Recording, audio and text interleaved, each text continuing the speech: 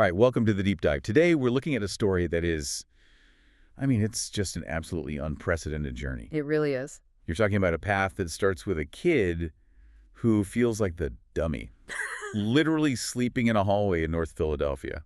And it ends with him becoming this global business mogul, managing a huge integrated empire of media and venture capital. It's the ultimate paradox. And our sources for this, they give us this incredibly rare, transparent look at not just the business tactics, but the personal psychology behind it all. A psychology built over 13 long years.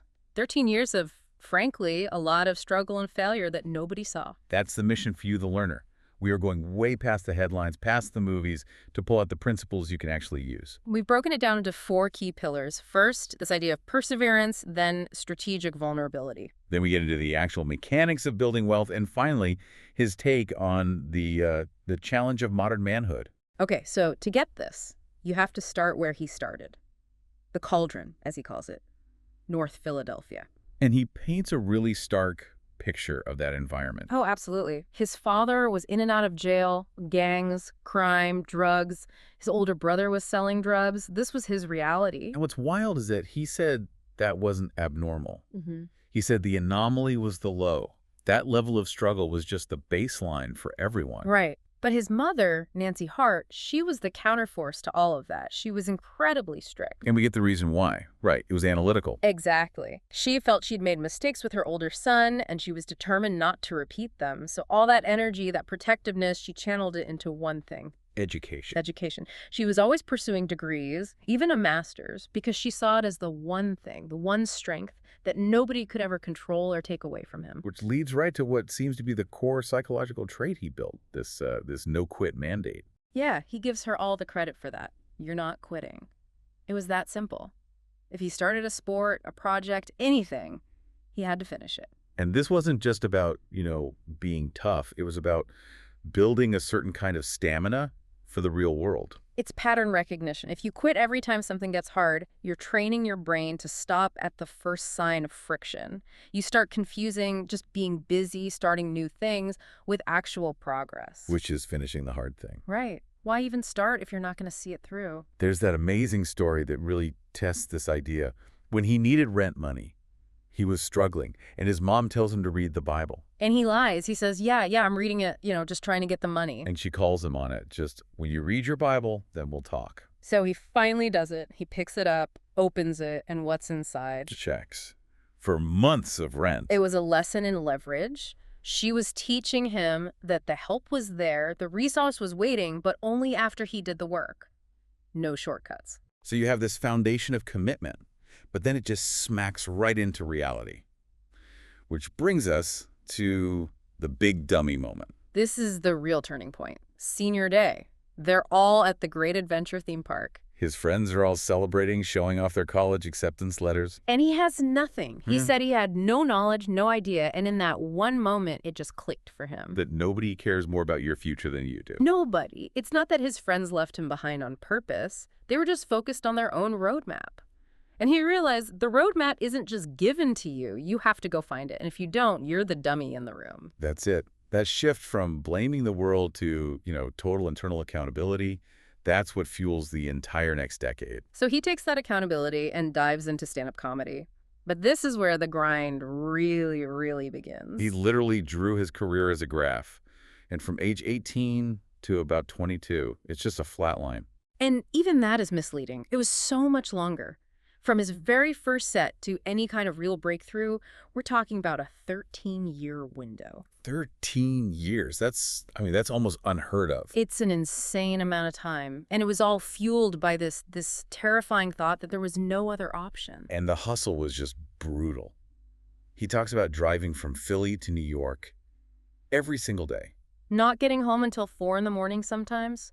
Just to perform 25 to 28 sets in a single weekend. For what, $20, $25 a spot? At the beginning, yeah. Maybe $400 or $500 a week if he was lucky, but you have to analyze that volume. It wasn't just about the money. It was practice. It was a masterclass in his craft. You do that many sets, you're testing jokes, you're refining your timing constantly. Most people in any field would see that flat line, that lack of reward, and they'd be out. Oh, year 2, year 3, tops. Yeah. You're looking for that quick return. Exactly. Yeah. And when you quit, you start a cycle. You never actually complete anything, so you never really learn what it takes to win. So how did he keep going? For a decade plus, with basically no external validation, what was the internal driver? It was all about being prepared. The moment things finally turned for him, it wasn't just luck. Okay. He talks about seeing Cat Williams just destroy the stage at the BT Comedy Awards, and instead of feeling jealous, he had a thought. It was. My moment is coming, and when it does, I have to be ready. I have to have the material. He was preparing for an opportunity that didn't even exist yet. And that opportunity came at Shaq's All-Star Comedy Jam. He killed it. He did. They rushed that, set out as a special, it did great, and that led directly to his next one, Seriously Funny. And that was the rocket ship. That's what took him from clubs to theaters. And eventually to stadiums. But even then, on the way up, he was getting key advice. He credits Chris Rock with a huge piece of adult advice. Get out the country. Get out the country and figure out a way to make the world laugh. Which sounds simple, but it's really about market scalability. Right. If your jokes only work for one neighborhood in Philly, your business has a very low ceiling. You need universal material. That advice forced him to broaden his craft and turn himself into a global commodity. Okay, so that journey from comedian to, let's call it, a diversified mogul, that requires a totally different kind of confidence. A completely different muscle. It's what we're calling strategic vulnerability. And the core principle there is pretty simple, but it's so hard for people to do. It is. You cannot be afraid to say you don't know something. You have to be secure enough to be the dummy in the room if you want to learn. And he uses the world of venture capital and investing as the perfect example of this. Initially, he just didn't get it. Not at all. He'd hear people promising these huge returns, 20x, 30x, and his immediate reaction was that it was a scam. My money's staying right here under my bed. Go find another idiot. That's a direct quote, and that's such a classic defense mechanism. It's pride protecting you from feeling ignorant. So what was the pivot? How did he get past that? He just swallowed his pride and started asking the most basic questions. How does the stock market really work? Or, wait, what do you mean you make money while you're sleeping? He had to ground these abstract ideas Yeah. in concrete knowledge. And this is the key takeaway here for you, for anyone listening. The information is out there. The step-by-step guides, the how-tos, it's all available. The barrier isn't the information. The barrier is insecurity. It's the fear of verbalizing, I don't know, and asking that first simple question. People would rather just struggle in silence. And when he finally got into those rooms and pulled back the curtain on high finance, what he saw was shocking to him. Totally shocking. He realized that the most successful investors, the biggest players, they are not lone wolves. They moved together. He said he'd see groups of 10 people all moving together, all strategizing together. So wait a second. This whole multi-billion-dollar world isn't about the brilliant individual, the lone genius making a risky bet. Not at the highest levels, no. It's a group project. It's basically a group project because, as he put it, they don't believe in the struggles of self when you can combine this machine of great minds.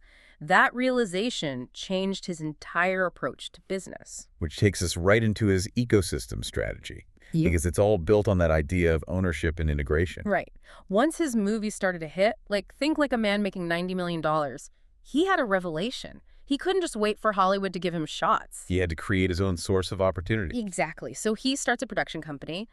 And then, crucially, Heartbeat Ventures, his own VC firm. And he uses that great NASCAR analogy. I'm a car. I'm a car. People want to attach their brand to the car they think is winning the race. So he used his own fame, his likeness, to open doors and start making deals. And he shifted from just being an endorser, getting a check, to being an owner. Yeah. An equity partner. In brands like Chase, DraftKings, Fabletics. And the economics of that shift are just brilliant. It's all about integrated value. Pure integration. It's not just a commercial. He's wearing Fabletics in a movie scene. He's integrating a C4 energy drink into one of his, health and wellness events. So it's not a one-time payment. It's continuous free advertising that exponentially grows the value of the company. Which makes his own equity stake that much more valuable. It's a self-sustaining ecosystem. And as the leader of this whole machine, how does he see his job day to day? He calls himself a hard drive for other people's problems. His entire focus is being solution-driven. Because if you're in that seat of power and all you're doing is talking about problems instead of solving them, you shouldn't be there. And that leads to the final business point, which is so important, the issue of trust, especially in communities where people get taken advantage of because they don't know the game. Signing contracts just because you trust your lawyer or your manager. His solution is just a masterclass in risk mitigation. You have to remove all emotion from it. You hire people specifically to check the work of the people you already hired. Yes. And it's not a personal attack on your manager. It's not about a lack of trust. It's just smart business. It's corporate practice that individuals need to adopt. His mantra for it is perfect. It's never personal. I don't take offense. You should. It's business. That's the mindset. That vigilance is what protects the wealth that took 13 years of struggle to build. Of course, that level of ambition, that kind of vigilance, it has a huge impact on the personal side of his life. A profound impact. He talks about the environment for men today as being polluted waters. And that the definition of what a good man even is has become really foggy. Yeah, and you have to ask, what are those pollutants? You've got changing economic roles, you've got these unrealistic emotional expectations, social media scrutiny. It's just hard to navigate. So his definition of a good man is rooted in things you can actually measure. Actions. Leadership, responsibility, accountability. And he uses his late father as this really powerful example. His father, who had a long history of mistakes and being absent. But later in life, he achieved a real sense of accountability. He was able to look his son in the eye and just say, I'm aware of what I didn't do. I can only say I'm sorry. And that act of making amends, of owning your failures, even years later, that became the model for his own sons. It's powerful stuff. He also touches on this unique pressure men are facing now around mental health. Right. He points out this weird thing that's happening. It's this paradox. Men are encouraged to open up and talk about their struggles more. Right, which is a good thing. But then those exact vulnerabilities are sometimes weaponized against them later. It creates this, this fear of judgment. And for him, he says he doesn't deal with mental health struggles per se, but he deals with intense stress. And the cost of his ambition, he's very clear about it. The cost is time.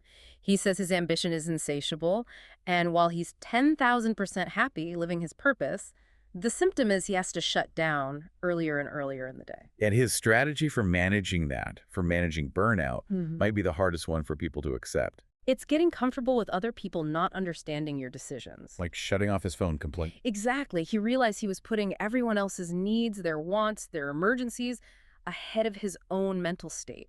The only way to win that fight is to accept their discomfort and protect your own well-being first. So if we kind of pull it all together, from the perseverance of that 13-year flatline to the courage to ask, how does this work, to building that whole brand ecosystem. The entire journey is just one long strategic game. It's all about thinking years and years ahead. And we have to come back to his thoughts on time.